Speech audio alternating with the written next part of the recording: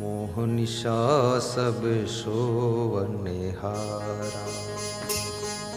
मोह की रात्रि में सब सो रहे, देखहि स्वप्न अनेक प्रकारा। मोहनिशा सब सोवनहारा, देखहि स्वप्न अनेक प्रकारा। मोहनिशा सब सोवनहारा। बाजा बाजा मेरे साथ सूट मैच हो जाए पता नहीं। मोहनिशा सब सोवनहारा, बहुत बढ़िया। मोहनिशा सब सोवनहारा, देखहि स्वप्न अनेक प्रकारा। देखहि स्वप्न अनेक प्रकारा, देखहि स्वप्न अनेक प्रकारा। देखहि स्वप्न अनेक प्रकारा। मोहनिशा सब सोवनहारा, मोहनिशा सब सोवनहारा। बहुत अच्छा है। मोह की रात्रि है, मोह में लोग सोए हुए हैं। शरीर की निद्रा सबके लिए आवश्यक है, लेकिन मोह की निद्रा अहंकार की नींद है, ईर्ष्या की नींद है,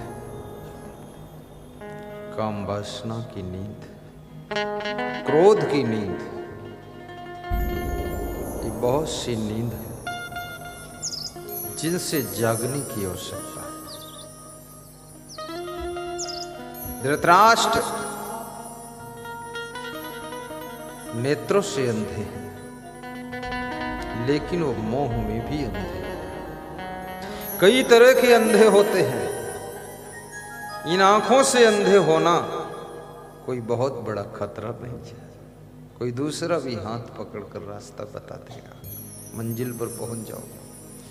लेकिन किसी के मोह में अंधे हो जाना, मद घमंड में अंधे हो जाना।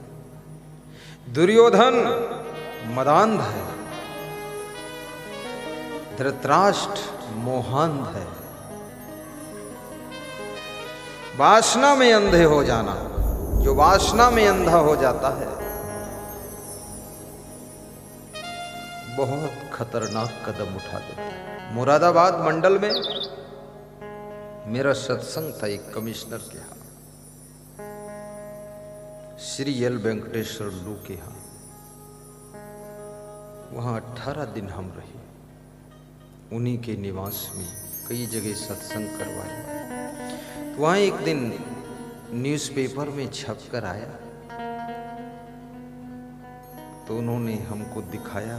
बड़े वो भी शर्मिंदा थे। मैं तो न्यूज़पेपर साल में 2-4 बार भले देख लेता हूँ, मैं देखता नहीं, टाइम भी नहीं हो, हमको प्रपंच लगता उसमें जाता है। तो एक लड़की ने अपने माता पिता को, भाई बहन को, अपने पति को, 7 लोगों को जहर देकर मार डाला। शाम को पिला दिया, दूध में चाय में जैसे कैसे। 7 लाशें पड़ी थी और सिर्फ वो लड़की विवाहित थी। वो शायद वो किसी दूसरे के आकर्षण में आकर, वासना में अंधी होकर उसने इतना बड़ा कदम उठा दिया। उसको पढ़ करके बहुत असमंजस भी हुआ कि ऐसी ऐसी भी घटनाएं होती है। माता पिता की लाश का फोटो है, भाई बहन की लाश, भाभी की लाश, उसके पति की लाश, सब देख करके होश उड़ गए। जब तुम किसी भी चीज में अंधे हो जाते हो, चाहे वासना में अंधे हो जाओ, तब तुम्हारे हाथों से वह कार्य हो जाते हैं जिन कार्यों का परिणाम सुनने वालों के दिल को, कलेजे को भी हिला देता है। और अंधापन अगर दूर होगा तो केवल और केवल सत्संग के प्रभाव से ही दूर होगा, और इस अंधेपन को दूर करने वाला कोई नहीं है। इसलिए खूब सत्संग सुनना चाहिए तो अंधापन दूर हो जाएगा। कितने लोग किसी के मोह में अंधे हो जाते हैं, मोहांध है। दो बहुएं घर में हैं, एक बहू के मोह में सासू पड़ जाती है, दूसरी बहुओं को दुख देती है, और एक बहू के पक्षपात में रहती है और उसके लिए सारे पाप करती रहती है सासू। और सासू को ये पता नहीं कि मैं मरूंगी तो जिस बहू के लिए पाप कर रही हूं ये बहू तो इधर ही रहेगी, तो आगे कौन मेरी मदद करेगा, वो पाप तुझे नरक में डुबाएगा। इसलिए किसी बहू का मोह मत कर, सभी बहुओं को प्रेम कर। ये कोई परमानेंट संसार नहीं है, यहाँ सदैव रहना नहीं है। थोड़ी जिंदगानी तुम भूल मत जाना, ये तन धन का कौन ठिकाना। और कई बार लोग क्रोध में अंधे हो जाते हैं। क्रोधांध व्यक्ति गुस्सा में आकर के अपनी मां पर हाथ भी उठा देता है,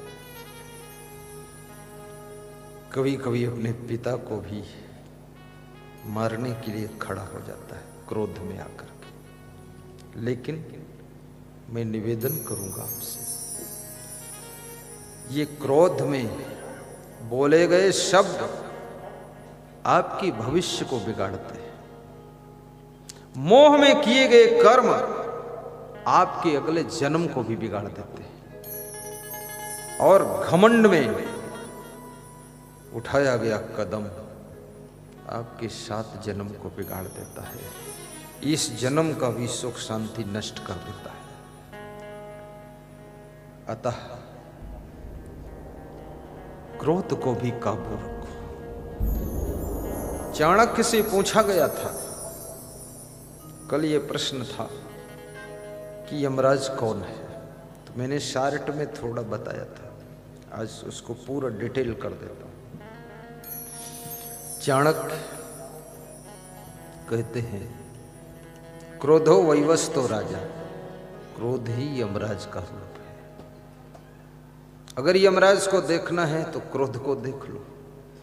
यमराज आता है वो भी मारता है, और ये क्रोध जब आता है तो ये भी मारता है। क्रोध कोई साधारण नहीं। क्रोध में कितने लोगों ने अपना पद खोया है, क्रोध में आकर कितने लोगों ने अपना प्लेटफार्म खोया है, क्रोध में कितने लोगों ने अपने ससुराल को खो दिया है। मायके में बैठी हैं चंडिका देवी क्रोध में, केवल गुस्सा, गम नहीं खा सकती है। और मायके में उनकी भाभी बैठी है, भाभी पूरा भड़भूजा है, वहां उनको भूंज देगी, वो कब उनको शांति लेने देगी। क्योंकि हर भाभी को टेंशन रहती कि अगर मेरी ननद यहां ज्यादा टिकी तो मेरे लिए खतरा है, इसको ढकेल के बाहर करो उधर, तो वहां तुम्हारा कोई परमानेंट स्थान नहीं। इसलिए पति की गम खा, गुस्सा मत दिखाओ। Lucknow Charbagh junction railway station पर मैं ट्रेन पकड़ने गया 2 साल पहले। तो ज्यों ही मैं कार से उतरा, एक भक्त की कार में बैठा था, शायद उसकी कार कुछ थी आल्टो पाल्टो। तो एक महिला आ गई दौड़ करके, बोले गुरुजी आशीर्वाद दो, मेरे पति ने मकान बेच लिया है। तो हमने कहा तो पति कहाँ रहता? बोले पति भाग गया बेच कर। तो हमने कहा तुम कहाँ रहते हो? बोले हम अपना सामान लेकर फिर इधर स्टेशन आई है। हमने कहा मैं तो आपको जानता ही नहीं हूं, आप कौन है, और मेरी ट्रेन छूटने वाली है, मैं बात भी नहीं कर सकता। तो बोले पति पत्नी में कुछ तना तनी चल रही थी, वो ज्यादा परेशान हो गया तो बेच के निकल गया।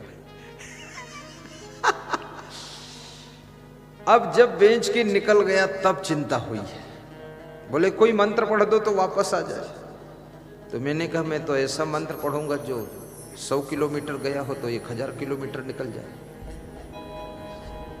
तुम्हारे जैसी चुड़ैल के चक्कर में क्यों पड़े, क्यों हुड़दंग मचाया घर में तुमने, थोड़ा शांति भी रखो।